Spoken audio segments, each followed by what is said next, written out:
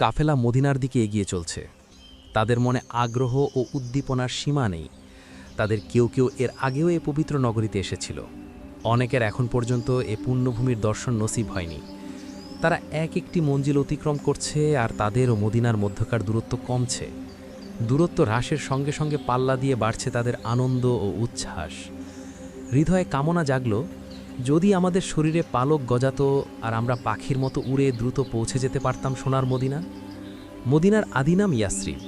এই নগরীটি কোন সময় আবাদ হয়েছিল এবং কে আবাদ করেছিল তা কেউ বলতে পারে না। ইতিহাস থেকে শুধু এটুকু জানা যায় যে প্রাচীনকালে ইহুদিরা এসে এখানে বসতি স্থাপন করেছিল। ইয়াসরিবের কোনো খ্যাতি ছিল না। এর মর্যাদা শুধু এটুকু ছিল যে এটি আরবে মক্কার পর সর্বাপেক্ষা বড় নগরী, এবং মক্কার যেসব কাফেলা ব্যবসার উদ্দেশ্যে সিরিয়া যেত তারা দিন কতক এখানে অবস্থান করে বিশ্রাম গ্রহণ করত। কিন্তু শেষ নবী হজরত মুহাম্মদ সাল্লাল্লাহু আলাইহি ওয়াসাল্লাম মক্কার কাফির মুশরিকদের জ্বালাতন নির্যাতনে অতিষ্ঠ হয়ে হিজরত করলেন এবং ইয়াসরিব চলে এলেন। তখন এই নগরী বিশ্বময় বিখ্যাত হয়ে গেল। তখন এর পূর্ব নাম পরিবর্তিত হয়ে মাদিনাতুর রাসূল বা রাসূলের নগরী হয়ে গেল। আজও জগতে এই পবিত্র নগরী এ নামেই পরিচিত। ইতিহাস, ভূগোল তাকে এ নামেই ডাকে। নগরীটি এখন সৃষ্টিকুলের কেন্দ্রবিন্দুতে পরিণত। পৃথিবীর অনাচে কানাচ থেকে যেসব মানুষ হজ করতে মক্কা গমন করে তারা নবীজির রওজা জিয়ারতের জন্য মদিনাও গিয়ে থাকে। যাই হোক, একদিন কাফেলা এমন এক স্থানে গিয়ে উপনীত হলো যেখান থেকে কুবার উঁচু উঁচু ভবনগুলো চোখে পড়তে শুরু করেছে। কাফেলার হৃদয় সমুদ্রে আনন্দের ঢেউ উথলে উঠল। কুবা মদিনা থেকে 2 মাইল দূরে অবস্থিত একটি লোকালয়, তবে মানুষ তাকে মদিনার একটি অঞ্চল বলেই চেনে। আল্লাহর রাসূল সাল্লাল্লাহু আলাইহি সাল্লাম হিজরত করে প্রথমে এই অঞ্চলেই গমন করেছিলেন। কাফেলা যখন এখানে এসে পৌঁছল তখন বেলা দ্বিপ্রহর। প্রখর সূর্যতাপে প্রাণ অষ্ঠগত। মাঠের বালিগুলো এত গরম হয়ে গেছে যে তাতে ধান ছিটালে খুই ফুটবে। তীব্র বেগে লু হাওয়া বইছে। কিন্তু যেহেতু মদিনা খেজুর বাগান সমৃদ্ধ অঞ্চল, তাই এখানকার সূর্যতাপ অতটা অসহনীয় নয় যতটা অসহনীয় মরু অঞ্চলের। যে এলাকায় গাছ থাকে সেখানে প্রখর রোদের উত্তাপ ও লু হাওয়ার কঠোরতা ক্রিয়া করে কম। কাফেলা বেজায় উদ্গ্রীব। কখন নবীনগরীর প্রাণকেন্দ্রে পৌঁছে যাবে, কখন প্রিয় নবীর পবিত্র রওজার দর্শন লাভ করবে, কখন মসজিদে নববীতে ঢুকে নামাজ পড়বে, তাদের তর সইছে না। তারা চলার গতি আরও বাড়িয়ে দিল। তারা এগিয়ে চলছে। হঠাৎ দেখল পথের ধারে একটি বাবলা গাছের তলায় একজন মানুষ শুয়ে আছে। লোকটির মাথার নিচে বালিশের জায়গায় একখণ্ড পাথর। পরিধানে কয়েক স্থানে তালি লাগানো জামা, পায়জামার পা দুটোতেও তালি। বেশ নির্লিপ্ত মনে ও নির্ভীক চিত্তে মধুর ঘুমের স্বাদ উপভোগ করছে। সন্নিকটে একটি বর্ম পড়ে আছে, 2 পায়ে একজোড়া ছেঁড়া চপ্পল।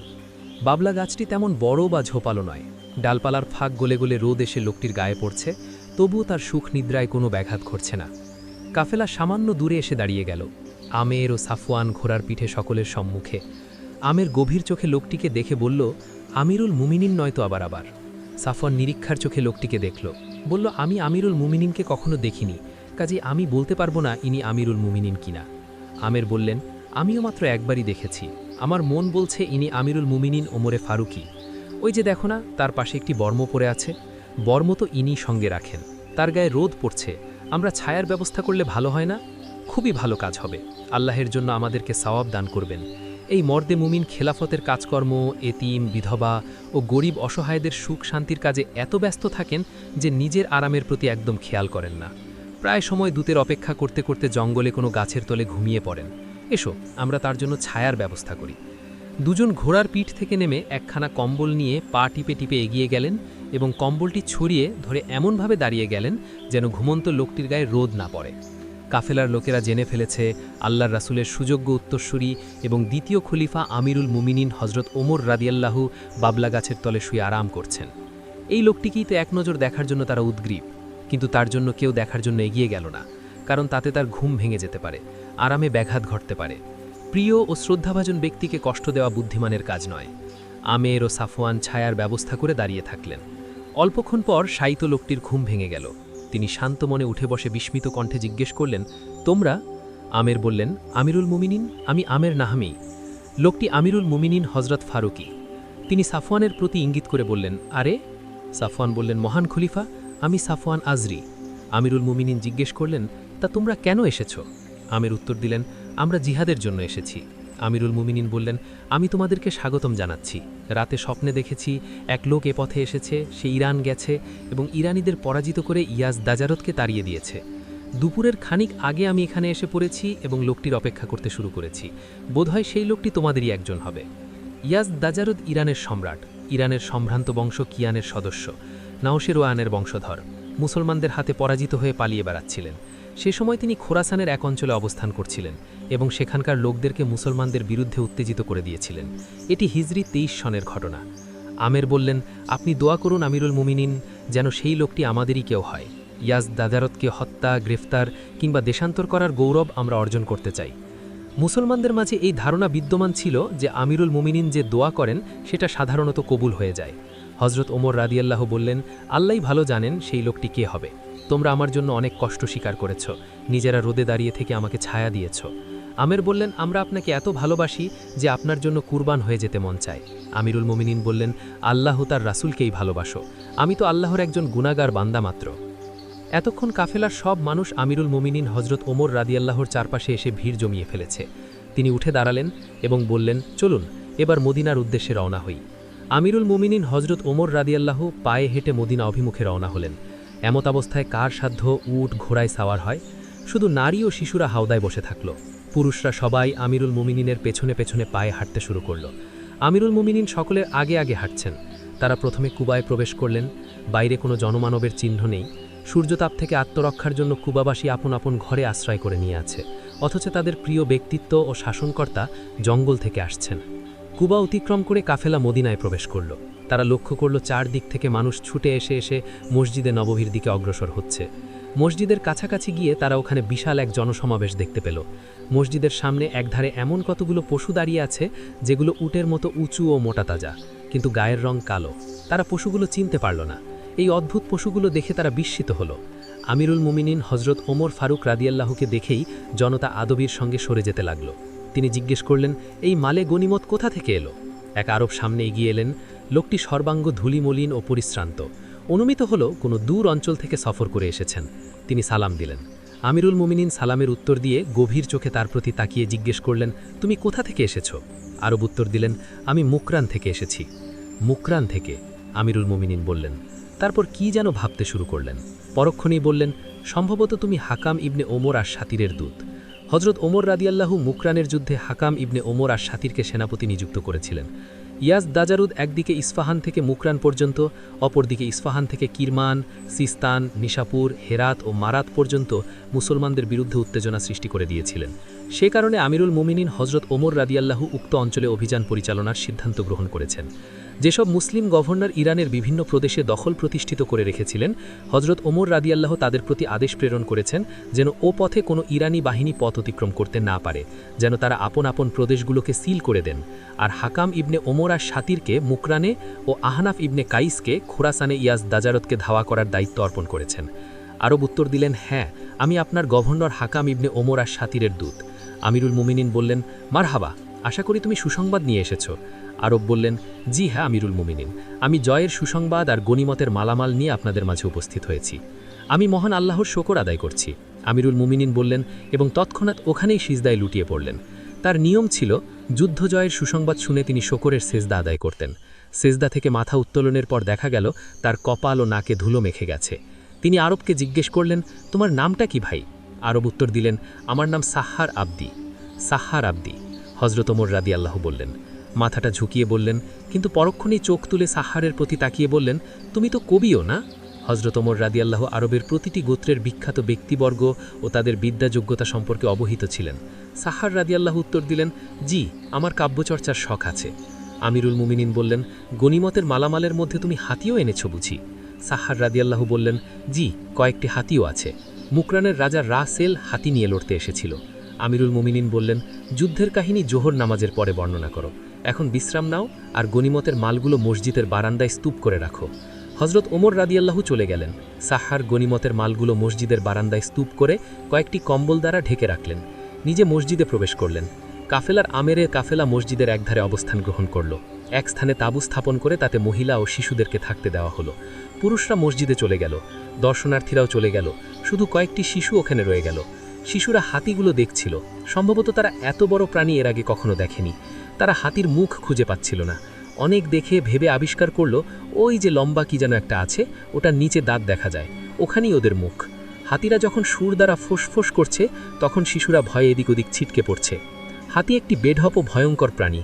সে যুগে অমুসলিমরা যুদ্ধে মুসলমানদের মোকাবেলায় হাতি নিয়ে আসত, যাতে বিশাল ভয়ঙ্কর ও বেঢপ প্রাণীগুলো দেখে মুসলমানদের ঘোড়াগুলো ভয় পেয়ে যেত এবং মুসলিম বাহিনীতে বিশৃঙ্খলা সৃষ্টি হতো। তখন পরিস্থিতির মোকাবেলার জন্য মুসলমানরা ঘোড়ার পিঠ থেকে নেমে পদাতিক হয়ে যেত এবং হাতিগুলোর নাভিতে বর্ষা আর সুরে তরবারি দ্বারা আঘাত হানত। অল্পক্ষণ পরেই জোহরের আজান হলো। মদিনার অধিবাসীরা আজান শোনামাত্র এমনভাবে ছুটতে শুরু করল যেন তাদেরকে কোনো মহা নেয়ামত বাটোয়ারার জন্য আহ্বান জানানো হয়েছে। এ ছিল তাদের 5 বেলার রীতি। প্রতিজন মুসলমান আজানের সুর কানে আসা মাত্র মসজিদ অভিমুখে ছুটে শুরু করত। অনেক সময় এমন হতো যে কেউ ক্রেতার জন্য সওদা ওজন করছেন, এমন সময় আজান শুরু হয়ে গেছে, তো তিনি সঙ্গে সঙ্গে দাড়িপাল্লা রেখে দিতেন। পাল্লার সওদা পাল্লাতেই রয়ে যেত, না বিক্রেতা ক্রেতাকে দিতেন না ক্রেতা গ্রহণ করতেন, বরং দুজনই সোজা মসজিদের দিকে ছুটে যেতেন। তারা কখনো এমনটি ভাবতেন না যে এরূপ করলে তো ক্রেতা হাতছাড়া হয়ে যাবে। তাদের আল্লাহর উপর ভরসা ছিল। তাদের বিশ্বাস ছিল এই ক্রেতা না আসুক, আল্লাহ অন্য ক্রেতা পাঠিয়ে দেবেন। আর হতোও এমনই। পক্ষান্তরে আমরাও মুসলমান, আজান শুনি কিন্তু ভাব দেখায় কিছুই হয়নি। প্রথমত 95% মানুষই নামাজই পড়ি না। যে 5 পড়ি তাদের অধিকাংশের অবস্থা হলো অলসতা ও অবহেলা হেতু সঠিক সময় পার করে যেন তেনভাবে পড়ি। যারা ব্যবসায়ী তারা তো ক্রেতার অপেক্ষায় ওত পেতে বসেই থাকি। আসলে আমাদের আল্লাহর উপর ভরসা নেই। আমরা তকদিরে বিশ্বাস করি না, নিজেদের বুদ্ধিমত্তা ও ব্যবস্থাপনাকেই সব কিছু মনে করি। এ এক বাস্তব সত্য যে আমরা নামের মুসলমান। আল্লাহ পাকের বিশেষ দয়া ও অনুকম্পা যে তিনি আমাদের মতো মুসলমান নামধারীদেরকে এজন্য খাওয়ান যে আমরা মুসলমান হিসেবে পরিচিত। আমাদেরকে খাইয়ে পরিয়ে আল্লাহ মুসলমান নামের লাজ রক্ষা করছেন মাত্র, অন্যথায় আমরা আল্লাহ পাকের এক বিন্দু করুণারও উপযুক্ত নই।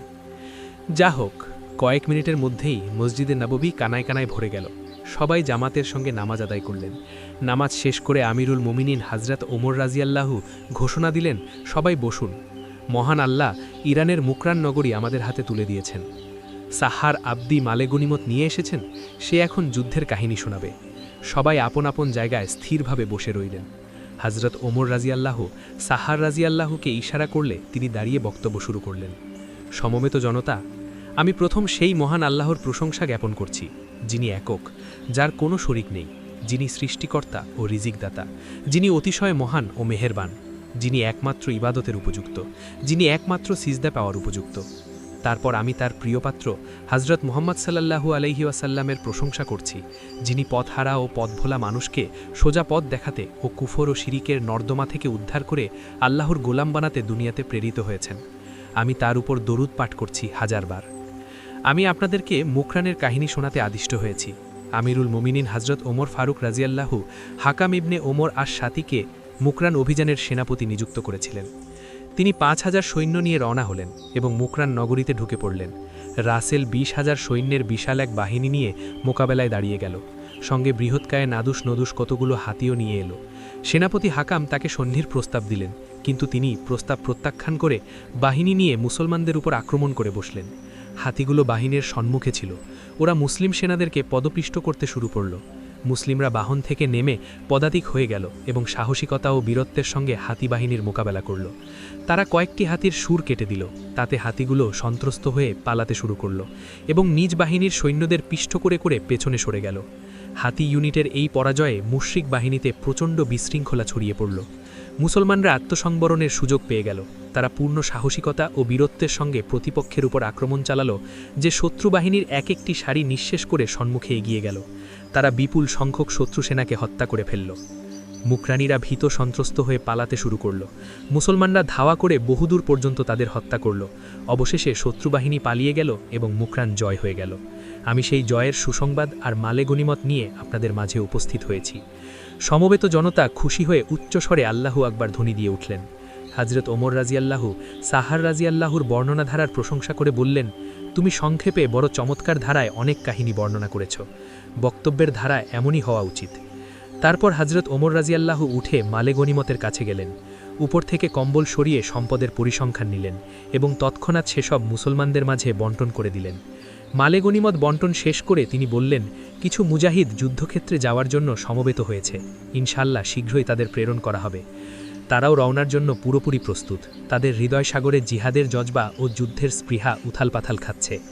অতি শীঘ্র রণাঙ্গনে পৌঁছে গিয়ে বীরত্ব প্রদর্শনের জন্য মনটা আনচান করছে সাফওয়ানের।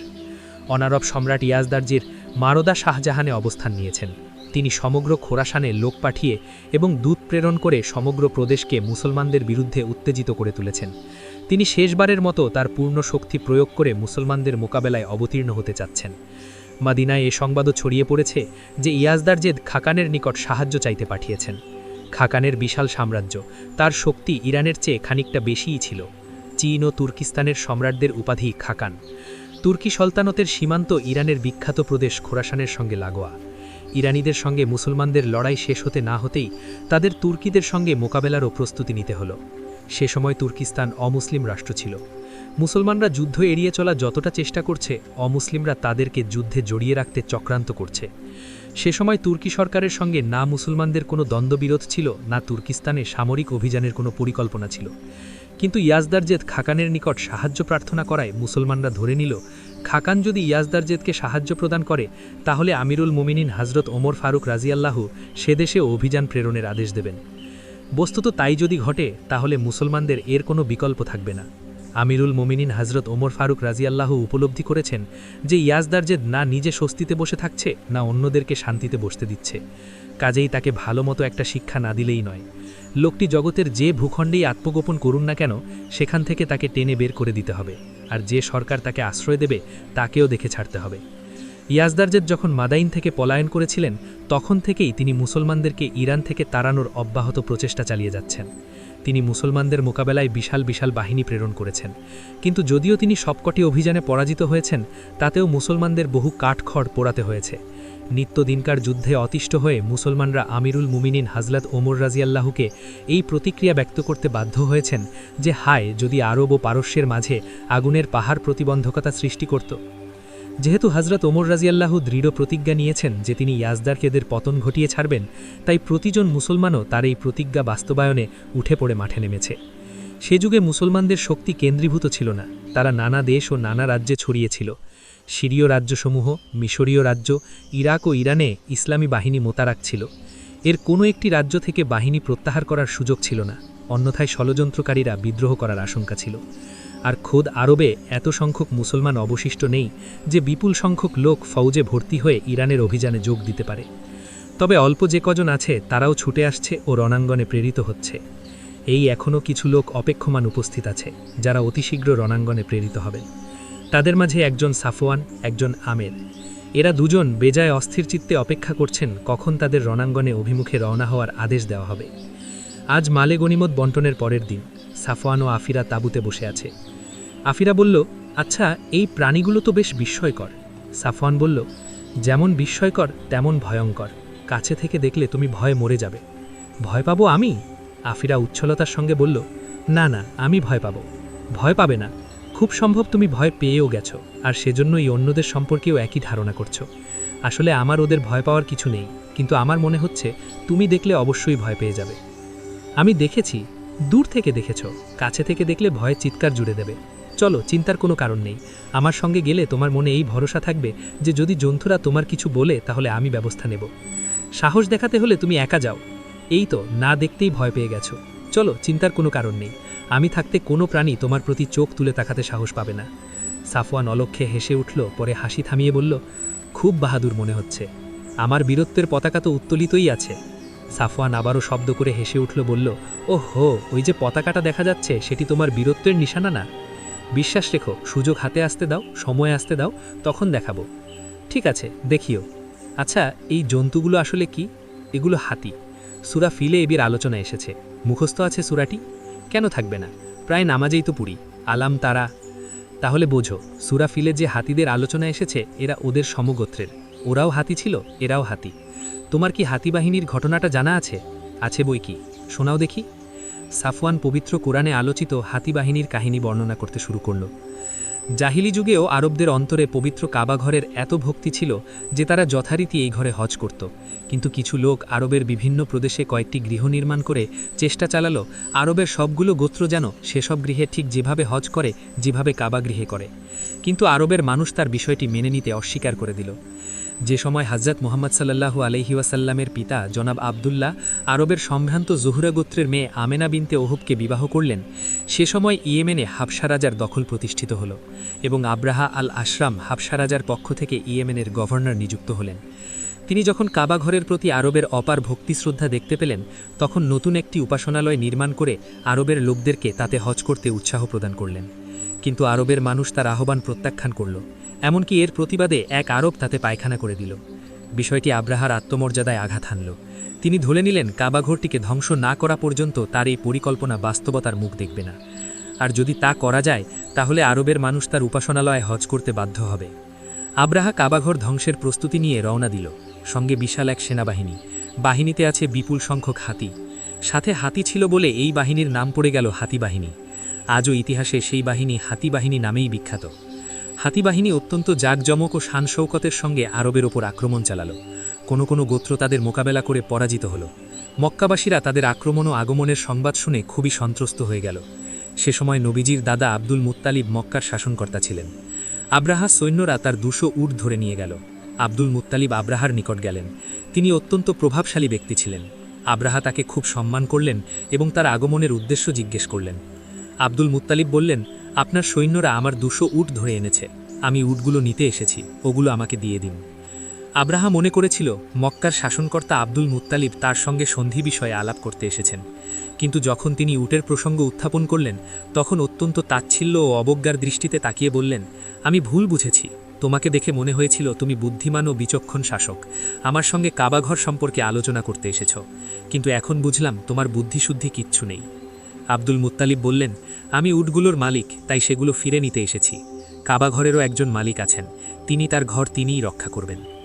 আব্রাহা যথারপর নাই ক্ষিপ্ত হয়ে তৎক্ষণাৎ আক্রমণ করে বসল। আব্দুল মুত্তালিব দৌড়ে মক্কা ফিরে এসে সকল কুরাইশ সদস্যকে পাহাড়ে পাঠিয়ে দিলেন এবং নিজে কাবাঘরকে ঝাপটে ধরে উচ্চস্বরে বললেন, ওহে কাবার প্রভু, বিশাল এক শত্রু বাহিনী তোমার গৃহটিকে ধ্বংস করতে এসেছে, আমাদের মাঝে তাদের মোকাবেলা করার শক্তি নেই, তোমার ঘরটিকে তুমিই রক্ষা করো।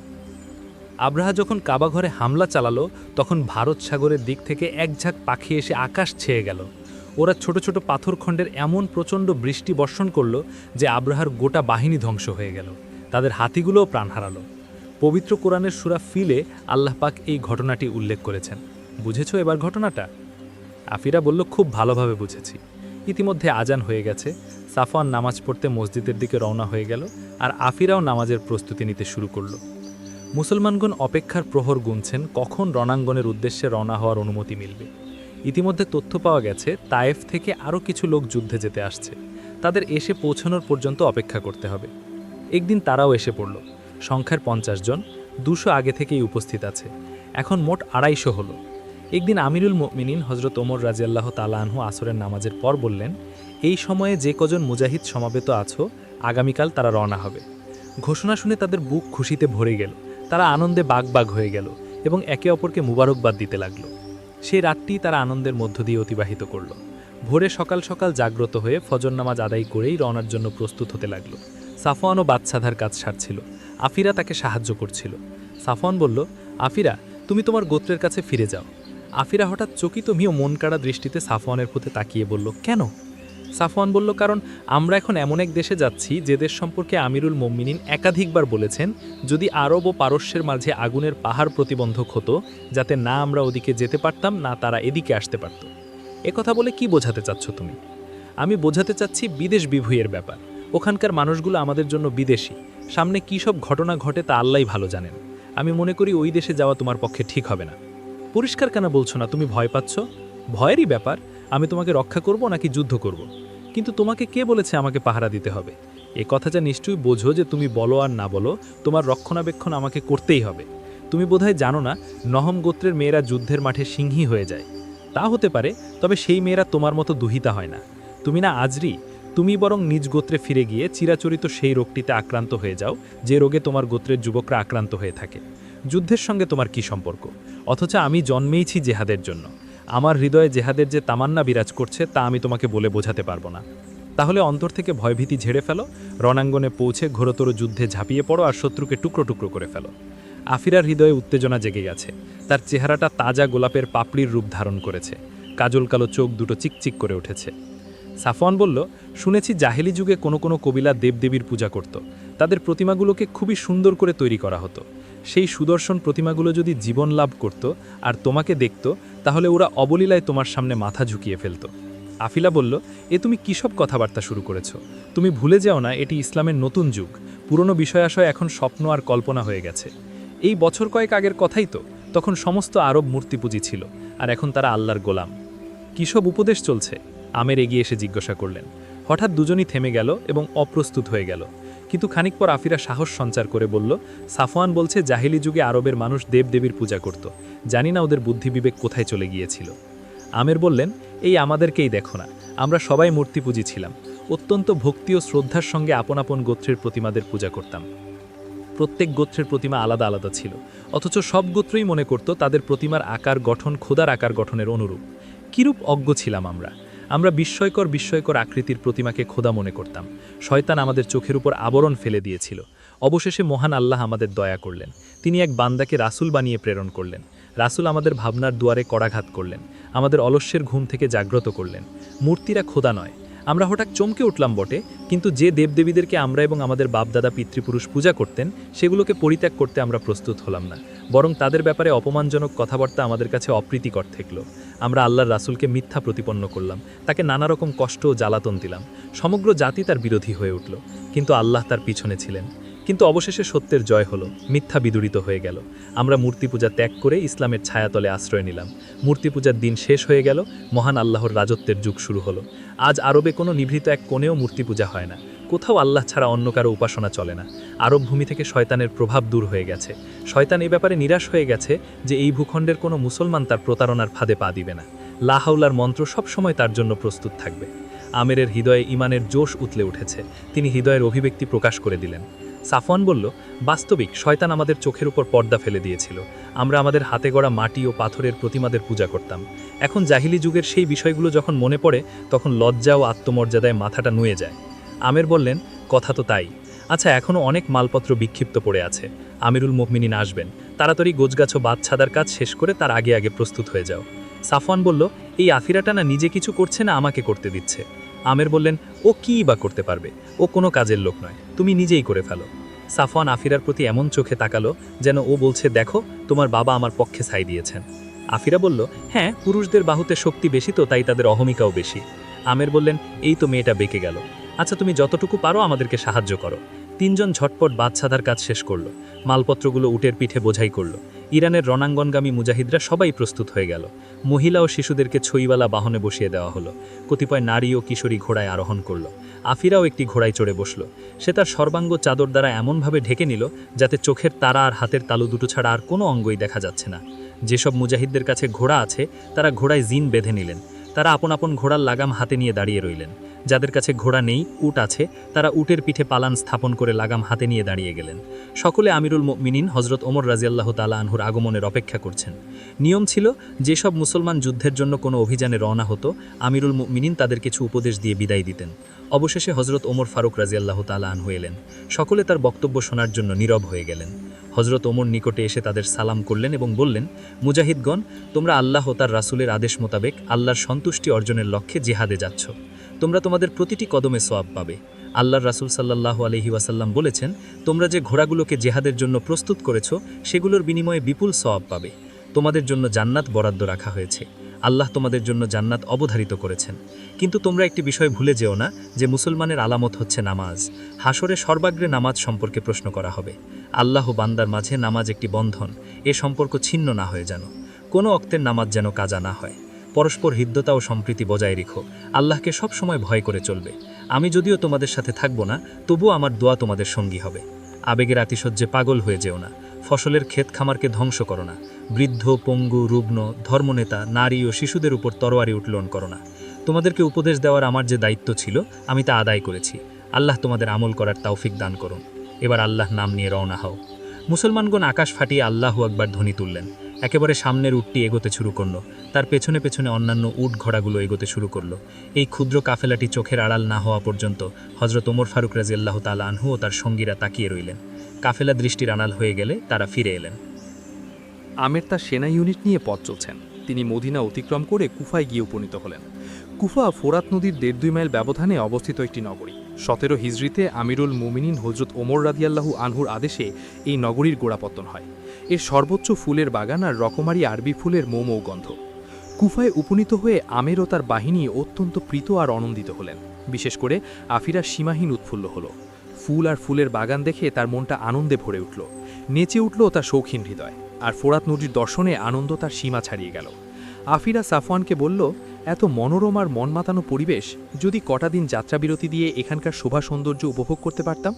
সাফওয়ান বলল, মেয়ে মানুষের এসবই প্রিয়। ফুল, ফুলের বাগান, সবুজের সমারোহ, কুলকুল রবে বয়ে যাওয়া নদী আর টলটলে স্বচ্ছ পানি। আচ্ছা, নদীর কূলে সবুজ ঘাসের উপর বসে পা দুটো স্বচ্ছ পানিতে ছড়িয়ে দিতে তোমার কেমন লাগে আফিরা? খুব ভালো লাগে। কেন, তোমার কি প্রকৃতির চিত্তহারী দৃশ্যাবলী ভালো লাগে না? লাগে বই কি, কিন্তু আমি কখনো ভুলতে পারি না যে আমি একজন মুজাহিদ আর আমি জিহাদ করতে এসেছি। আফিরা অলক্ষ্যে হেসে উঠল। যখন সে হাসে তখন তার সুন্দর ঠোঁট দুটো খুলে মুক্তার মতো সাদা দাঁতগুলো বেরিয়ে আসে এবং বিদ্যুৎ চমকাতে শুরু করে। তখন তার চোখ দুটোও হাসতে শুরু করে, যার ফলে তার রূপ আরও বেড়ে যায় এবং তার গোলাপি মুখমণ্ডলে রূপের বাহার বইতে শুরু করে। আফিরা দুষ্টু স্বরে বলল, ওহো, আমার মনেই ছিল না তুমি একজন মুজাহিদ আর হুরদের সন্ধানে যুদ্ধের ময়দানে ছুটে বেড়াচ্ছ। হুরদের খোঁজে নয়, মহান আল্লাহর সন্তুষ্টির লক্ষ্যে। আচ্ছা, তুমি কি তোমার হৃদয়ে হাত রড়িয়ে দেখেছো তার কোনো এক কোণে জান্নাতের তামান্না আর হুরের আকাঙ্ক্ষা আছে? যদি জিহাদের ময়দানে শাহাদাত নসিব হয়ে যায় আর দয়াময় তার বিনিময়ে জান্নাত দান করেন, তবে তা হবে তার বিরাট অনুগ্রহ। হ্যাঁ, একটি বিষয় তো স্বীকার করে নিয়েছো, তোমার হৃদয়ে জান্নাতের আকাঙ্ক্ষা আছে। এখন হুরদের বিষয়টি মনে নিলেই মামলা শেষ হয়ে যায়। তুমি কি চাও আমি আমার মনের গোপন কথাটা ব্যক্ত করে দিই? আমি তো সে কথাই বলছি যে মন হাত রড়িয়ে আসল আর বাস্তব কথাটা সাফ সাফ বলে দাও। তাতে তুমি রাগ করবে না তো? আমি রাগ করব কেন? তাহলে শোনো আফিরা, আমি হুর দেখিনি, তবে তাদের বিবরণ শুনেছি। পবিত্র কোরআনে তাদের রূপের কথা পড়েছি। কিন্তু সাফওয়ান নীরব হয়ে গেল, বাক্যটা সম্পন্ন করতে পারল না। আফিরা জিজ্ঞেস করল, কিন্তু কি? না, সামনে এগোনো যাবে না, ভয় আছে, তুমি খেপে যাবে। আজব মুজাহিদ তুমি, একটি আরব কন্যাকে এত ভয় করছো যে কথা বলার সাহসটুকুও নেই। হাওয়ার কন্যাদেরকে ভয় করাই উচিত। একদম ভয় করো না, নিশ্চিন্তে বলে ফেলো। আচ্ছা শোনো, আমি তোমাকেই হুর মনে করি। দ্যাট বলেই আফিরা মুখটা অন্যদিকে ফিরিয়ে নিল। ব্যাস, এই তো বেঁকে গেলে। তুমি আজরি, আল্লাহ তোমাকে করুণা করুন। আমি আজরি, সে সবাই জানে। কিন্তু আফিরা কথা কেটে বলল, কোনো কিন্তু নেই। বাহিনী আজ যাত্রা বিরতি দিয়েছে, চলো ফোরাত নদীটা ভুনন করে আসি। আমার কোনো সমস্যা নেই, তুমি তোমার পিতার কাছ থেকে অনুমতি নিয়ে নাও আর ওয়াদা দাও কোনো দুষ্টুমি করবে না। তার মানে প্রকারান্তরে আমাকে সায় দিচ্ছ যেন আমি দুষ্টুমি করি। আমি তো দুষ্টুমি ভুলেই গিয়েছিলাম, তুমি এখন স্মরণ করিয়ে দিলে। দুষ্টুমি না করার প্রতিশ্রুতি নেওয়া দুষ্টুমি করায় সায় দেওয়া বুঝি? ওই দেখো আব্বু আসছেন। সম্মুখ দিক থেকে আমের আসছিলেন। তিনি নিকটে এলে সাফওয়ানকে জিজ্ঞেস করলেন, চাচা যান, এখান থেকে কবে রওনা হওয়ার ইচ্ছা রাখেন? সাফওয়ান দেখে মুচকি হেসে উত্তর দিলেন, কেন, কুফার ভ্রমণে মন ভরে গেছে নাকি? সাফওয়ান বলল, না মানে আমাদের তো যত তাড়াতাড়ি সম্ভব রণাঙ্গনে পৌঁছে যাওয়া দরকার। ওখানকার পরিস্থিতি তো দিন দিনই খারাপ হচ্ছে শুনেছি। হ্যাঁ, সেজন্যই এখানে বেশি সময় থাকবো না। কাল তো নয়, পরশু ইনশাল্লাহ রওনা হয়ে যাব। আজই রওনা দিলে এর জন্য ভালো হতো। আফিরা বলল আর হেসে উঠল। আমের বললেন, এই তো ঠিকই বলেছে, আমরা তো এখানে বেড়াতে আসিনি। মুজাহিদের মন সবসময় রণাঙ্গনের সঙ্গেই ঝুলে থাকে। মুজাহিদ জিহাদ ছাড়া অন্য কিছুতে শান্তি পায় না। সাফওয়ান বলল, কিন্তু আফিরার তো এখানকার চিত্তহারী ফুলবাগান আর ফোরাত নদীর মন কাড়া দৃশ্যাবলীই বেশি প্রিয়। আফিরা বলল, হ্যাঁ, এসব আমার খুবই প্রিয়। একটুখানি নদীটা দেখে আসতে বললাম, অমনি বিগড়ে গেলে। ঠিক আছে, তুমি না যাও, আব্বু নিয়ে যাবেন। আহমের বললেন, এই কথা? আফিরা খানিকটা অহমিকার সুরে ঠোঁট দুটোয় চাপ দিয়ে বলল, এই নিজেকে মুজাহিদ মনে করে, মুজাহিদ। আমের বললেন, মনে করার কি আছে, সাফওয়ান তো মুজাহিদই। আফিরা বলল, হয়তো বা। আমের বললেন, এই তো খেপে গেলে বেটি, মনে হচ্ছে দুজনে এতক্ষণ বিবাদ করেছ। আচ্ছা, এখন মিটমাট করে ফেলো, আর তোমরা দুজনেই যাও। সাফওয়ান বলল, আমি মুজাহিদ, আর এ জাতীয় আলাপচারিতা মুজাহিদের ভালো লাগে না। আফিরা বলল, আর আমি তো একে মুজাহিদ মনেই করি না। আমের অলক্ষ্যে হেসে ওঠেন। সাফওয়ানকে উদ্দেশ্য করে বললেন, এবার প্রমাণ দাও তুমি মুজাহিদ। সাফওয়ান বলল, এর চেয়ে বড় প্রমাণ আর কি হতে পারে যে আমি জিহাদে যাচ্ছি? আমের বললেন, ঠিক আছে সাফওয়ান, তুমি আফিরাকে বিরক্ত করো না, ওকে নিয়েই চলে যাও। আফিরা বলল, কিন্তু ইনি তো ভয় পান। সাফওয়ান বলল, ভয় পাবো কেন আমি? আফিরা বলল, ভয় যদি না পাও তাহলে আগডুম বাগডুম বলছো কেন? ব্যাস, মিট হয়ে গেছে। আফিরা, তুমি ওর সঙ্গে চলে যাও। সাফওয়ানের আর কিছু বলার নেই, চুপচাপ উঠে আফিরাকে নিয়ে ফোরাত নদীর তীরে চলে গেল। অত্যন্ত খরস্রোতা নদী, দুই পারে সবুজ ঘেরা ঝোমঝাড়, কোথাও কোথাও উঁচু উঁচু টিলা। আয়নার মতো স্বচ্ছ পানি তরতর করে বয়ে চলেছে। মাঝে মধ্যে বাতাসের ঝাপটায় ঢেউ উঠে প্রশান্ত নদীকে অশান্ত করে তুলছে। আফিরা একটি উপযুক্ত জায়গা খুঁজে নিয়ে পা দুটো পানিতে ঝুলিয়ে দিয়ে কুলে বসে পড়ল। সাফওয়ান বলল, দেব একটা ঠেলা? আফিরার হৃদয়কাড়া চোখে সাফওয়ানের প্রতি তাকিয়ে বলল, আমার ভদ্রতার সুযোগে তুমি ধীরে ধীরে দুষ্টু হয়ে যাচ্ছ। সাফওয়ান হেসে বলল, দুষ্টু আর ভদ্র কি কথা বললে তুমি? সাফওয়ান আফিরা 2 পা দূরে উকু হয়ে বসা ছিল। আফিরা পা দুটো পানি থেকে তুলে এনে দূরপানে ইশারা করে বলল, দেখো তো কি ওটা সাঁতার কেটে আসছে। সাফওয়ান চকিত ওদিকে তাকালো এবং জিনিসটা চিনবার জন্য গভীর চোখে তাকিয়ে থাকলো। আফিরা অতি সন্তর্পণে উঠে দাঁড়ালো এবং বিড়ালের মতো পা টিপে টিপে সাফওয়ানের কাছে চলে গেল। সাফওয়ান টের পাওয়ার আগেই আফিরা 2 হাতে সজোরে একটা ধাক্কা মেরে সাফওয়ানকে পানিতে ফেলে দিল। সাফওয়ান পানিতে পড়ে ডুবে গিয়ে ভেসে উঠল। আফিরা হাসতে হাসতে লুটিয়ে পড়ার উপক্রম হলো। কিছুক্ষণ পর অনেক কষ্টে হাসি থামিয়ে বলল, কি খবর মুজাহিদ সাহেব? ঢেউয়ের সঙ্গে যুদ্ধ করতে নদীতে ঝাঁপ দিয়েছ বুঝি? ভাগ্য ভালো যে সাফওয়ান যে স্থানটিতে পড়েছিল সেখানে পানি গভীর ছিল না, অন্যথায় নদী থেকে উঠে আসতে তাকে অনেক কষ্ট সাধনা করতে হতো। সাফওয়ান গোটা কয়েক ডুব দিয়ে কুলে উঠে এলো এবং দুষ্টমতি আফিরার দিকে তেড়ে গেল। আফিরা আগেই বুঝে ফেলেছে সাফওয়ানের প্রতিশোধ নেওয়ার চেষ্টা করবে, তাই আগেভাগেই পালিয়ে ঘোড়ার কাছে চলে গেল এবং ঝটপট ঘোড়ায় উঠে উধাও হয়ে গেল। সাফওয়ানের পরিধানের সমুদয় পোশাক ভিজে গেছে, তাই ওখানে কিছু সময় বিলম্ব করে পোশাক শুকিয়ে তারপর ছাউনিতে ফিরল। আফিরা তাকে দেখে মিটিমিটি হাসতে লাগল। 3 দিন পর আমের রওনা হলেন। খোরাসান অঞ্চলে প্রবেশ করে জানতে পারলেন আহনাফ ইবনে কায়েস রাদিয়াল্লাহু আনহু তাইবানের দিকে এগিয়ে গেছেন। আমের প্রথমে কাশান পৌঁছালেন। এখানে এসে জানতে পারলেন ইরানিদের একটি সেনা ইউনিট কাছেই একটি স্থানে অবস্থান করছে, কিন্তু তিনি জানতেন না উক্ত ইউনিটে কতজন সৈন্য আছে। তিনিও তার সহযোদ্ধারা জিহাদের জন্য উদ্গ্রীব হয়ে আছেন, তাই নারী আর শিশুদেরকে কাশান রেখে এবং 25 জন মুজাহিদকে তাদের নিরাপত্তার দায়িত্বে নিযুক্ত করে তারা ইরানিদের সন্ধানে বেরিয়ে পড়লেন। কিন্তু যে স্থানে সৈন্যদের উপস্থিতির সংবাদ পেয়েছিলেন সেখানে গিয়ে কিছুই পেলেন না। জানতে পারলেন তথ্যটা ভুল ছিল। ইরানিদের কোনো একটি কাফেলা মুসলমানদের ভয়ে পালিয়ে মারাত যাচ্ছিল, যেটা দিন কয়েক আগে ওই অঞ্চল থেকে বিদায় গ্রহণ করেছিল।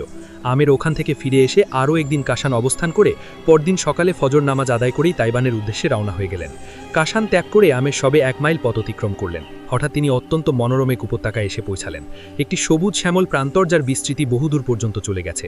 স্থানে স্থানে ফলদার বৃক্ষের ঝাড়, কোথাও কোথাও সুবর্ণ আর সুগন্ধ ফুলের সারি সারি বাগান। মাঠের একধার থেকে পাহাড়ের ধারা উঠে দূর দূরান্ত পর্যন্ত চলে গেছে। পাহাড় সবুজে পরিপূর্ণ, অত্যন্ত মনকাড়া আর হৃদয় ছোঁয়া।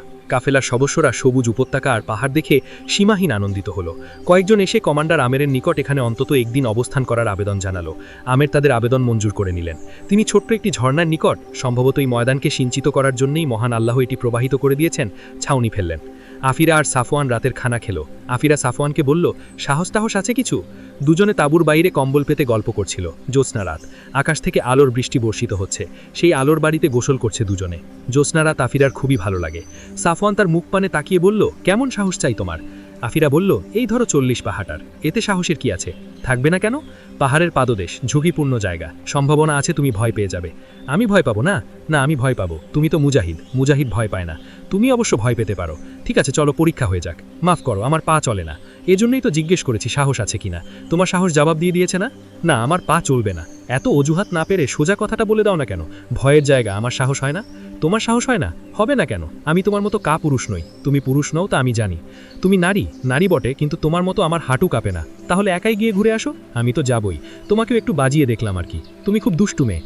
সেদিন ফোরাত নদীতে ফেলে এসেছো, আজ না জানি কি মতলব এটেছো। আমি ফেলে দিয়েছি তোমাকে? এ তুমি কি বললে? ভাগ্য ভালো যে পালিয়ে এসেছো, অন্যথায় কটা ধানে কটা চাল হয় হিসাবটা বুঝিয়ে দিতাম। তুমি উকু হয়ে বসা ছিলে, মনে করলাম নদীতে ঝাঁপ দিতে যাচ্ছ, তাই আমি তোমাকে সাহায্য করলাম। করবে ভালো, পাবে মন্দ, একেই বলে। ভালো মন্দ সব জানা হয়ে যেত।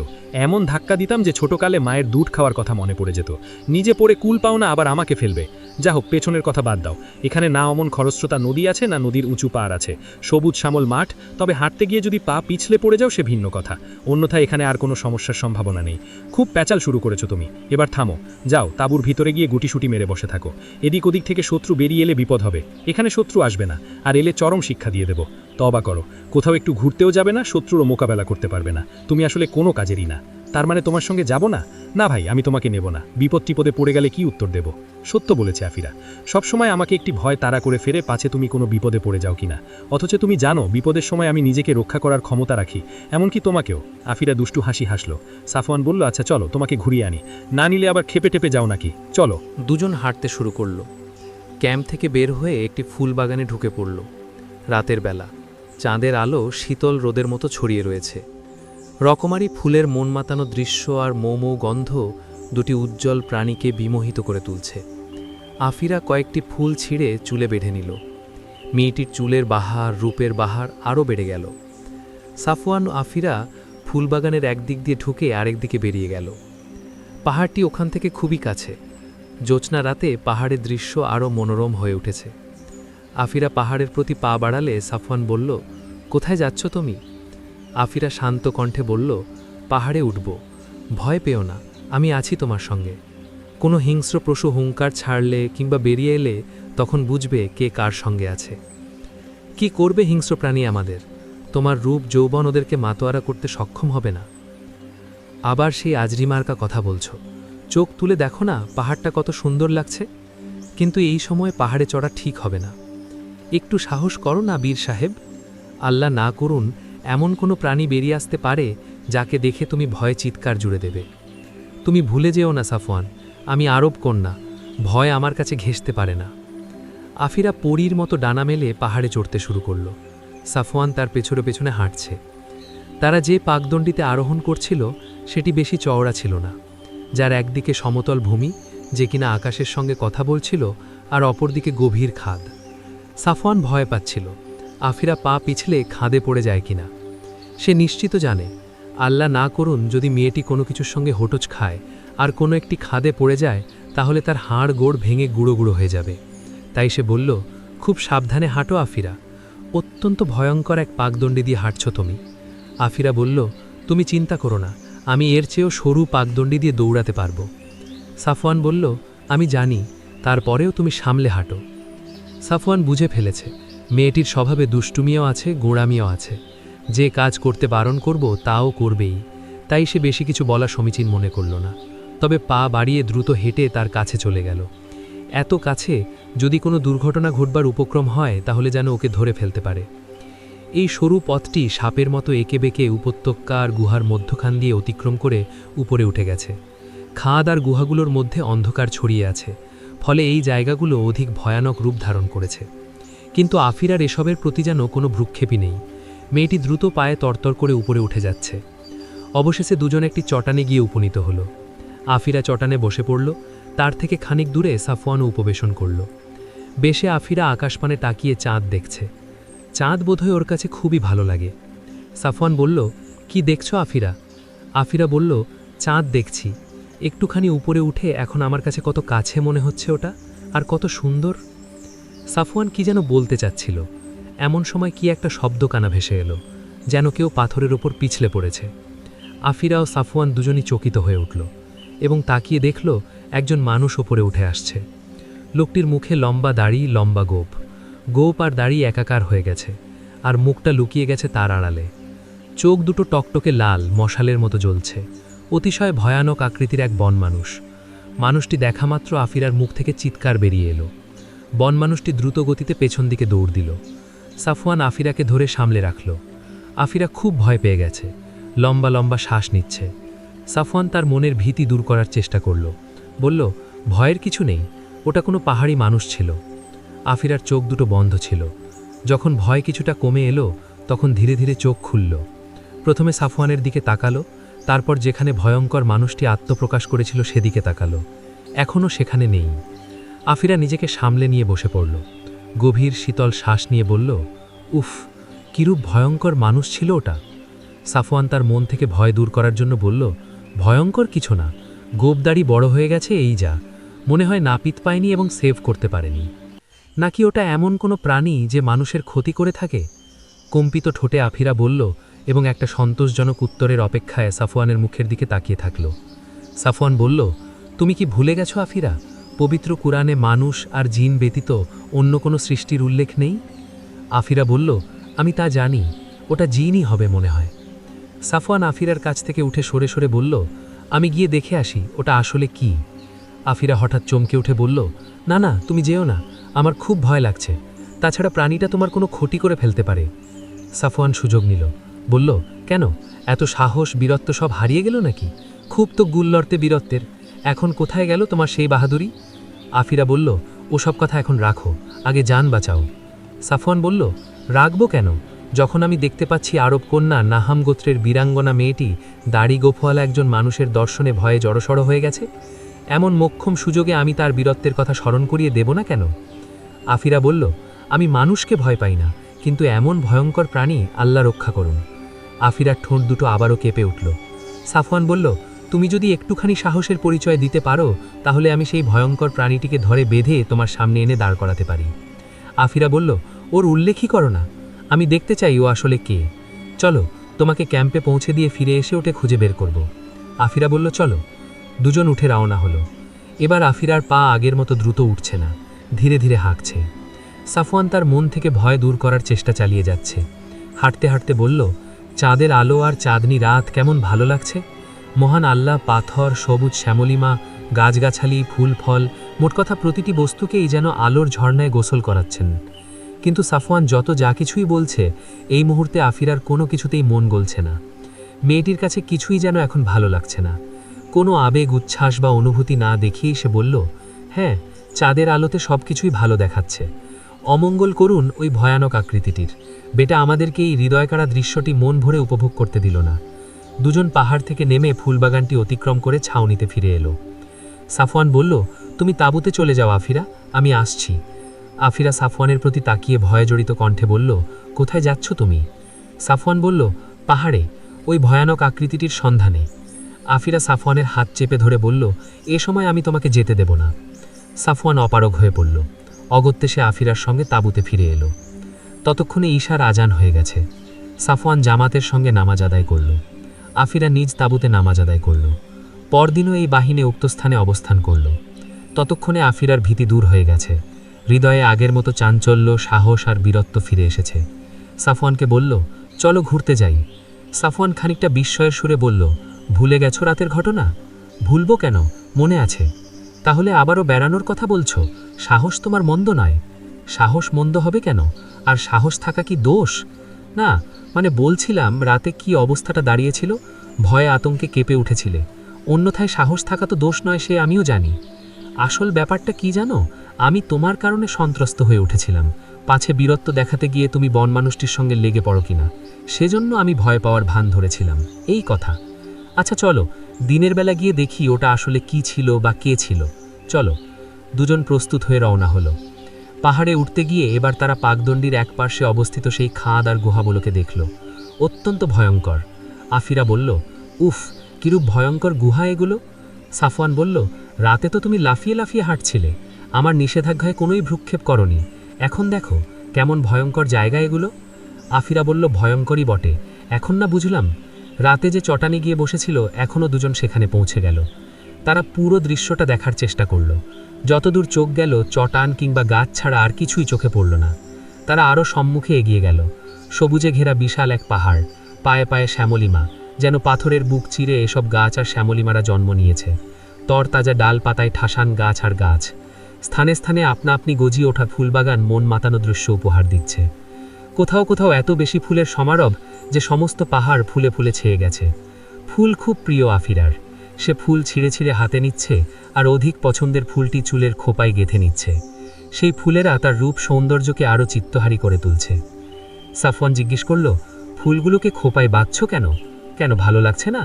এত ভালো লাগছে যে এই ভালো লাগার পথ ধরে যদি সেই বনমানুষটি আবার বেরিয়ে আসে তাহলে? আফিরা সাফওয়ানকে আর এগোতে না দিয়ে বলল, ধাত, আবার সেই আজরিমার্কা কথা। পাহাড়ে হাঁটতে হাঁটতে দুজন সামনের দিকে এগিয়ে যাচ্ছে। আফিরার মনে সীমাহীন আনন্দ। সে উৎফুল্ল মনে হাঁটছে, হেসে হেসে কথা বলছে আর ফুল ছেড়ছে। একটি ফুল সমৃদ্ধ এলাকায় এসে পৌঁছল দুজন। নানা জাতের সুবর্ণ, সুন্দর সুন্দর সুগন্ধময় ফুল ফুটে আছে। অত্যন্ত আনন্দদায়ক আর মনোরম জায়গা। ফুলের সৌরভে মন মস্তিষ্ক সুরভিত হয়ে গেল সাফওয়ান এবং আফিরার। আফিরা বলল, কিছুক্ষণ এখানে বসে নিজেকে ধন্য করি। সাফওয়ান বলল, তুমি বসো, আমি সামনে ওই চটানটা পর্যন্ত ঘুরে আসি। আফিরা বলল, এ আবার কেমন কথা, আমি এখানে আর তুমি ওখানে? সাফওয়ান বলল, ভয়ের কোনো কারণ নেই, আমি তোমার প্রতি নজর রাখব। সাফওয়ান চলে গেল। তার চলে যাওয়ার অল্প সময় পরে হঠাৎ একদিক থেকে কেমন একটা শব্দ এলো। আফিরা সহসা চমকে উঠে মোড় ঘুরিয়ে তাকালো। ভয়ে তার গা ছমছম করে উঠল। মনে শঙ্কা জাগল, আবার সেই ভয়ানক বনমানুষটি এসে পড়ল নাকি? তার গোলাপি চেহারাটা সাদা হয়ে গেল আর সুন্দর চোখ দুটো থেকে ভীতি ঠিকরে পড়তে লাগল। কিন্তু আফিরা মোড় ঘুরিয়েই দেখতে পেল দামি পোশাক পরিহিত আর সর্বাঙ্গ সোনা জহরাত সজ্জিত এক অনারব যুবক এক স্থানে দাঁড়িয়ে বিস্ময়কর ভঙ্গিতে অপলক চোখে তার প্রতি তাকিয়ে আছে। এক অনারব যুবক এভাবে নিজের প্রতি তাকিয়ে থাকা আফিরার কাছে অপ্রীতিকর ঠেকল। তার শিরায় আরব রক্ত প্রবাহিত হতে শুরু করল। সে ওদিক থেকে মুখ ফিরিয়ে আনল। অনারব ধীর পায়ে এগিয়ে আফিরার সামনে এসে দাঁড়ালো এবং নিজ ভাষায় বলল, ওহে রূপসী, এক অনারব রাজপুত্রের সালাম গ্রহণ করো। যুবক ফার্সি ভাষায় কথা বলল। আফিরা আরব মেয়ে, ফার্সি জানে না, তাই বুঝল না যুবক কি বলছে। মেয়েটি কোনো উত্তর না দিয়ে নিশ্চুপ বসে থাকল। যুবক পুনরায় বলল, ওহে তনুত্রিণী, আমার এই সালাম গৃহীত হলো কি? আফিরা এবারও কিছু বুঝল না, কিন্তু বলল, আমি তোমার কথা বুঝছি না, আমি তোমার ভাষা জানি না। আফিরা আরবিতে কথা বলল। অনারব যুবক আরবি জানে না, তাই সেও আফিরার কথা বুঝল না। তবে এটুকু বুঝে নিল যে মেয়েটি ফার্সি জানে না।